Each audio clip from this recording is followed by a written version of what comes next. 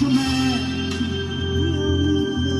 We need His love. We need a touch. We need the hand of God. You can receive eternal life today.